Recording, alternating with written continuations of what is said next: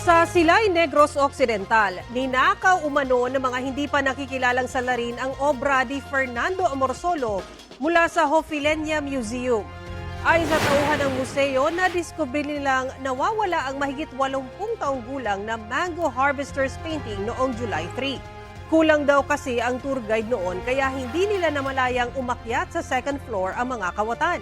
Isinilid umano nila ang obra sa bag at saka lumabas ng museum. Ang Silay City Police hawak na ang CCTV video ng museo. May persons of interest na rin kaugnay sa krimen.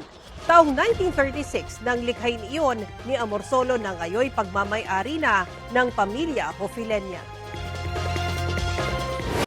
Kapuso, para sa mga maiinit na balita, mag-subscribe sa GMA Integrated News sa YouTube. Sa mga kapuso naman abroad, subaybayan nyo kami sa GMA Pinoy TV at sa www.gmanews.tv.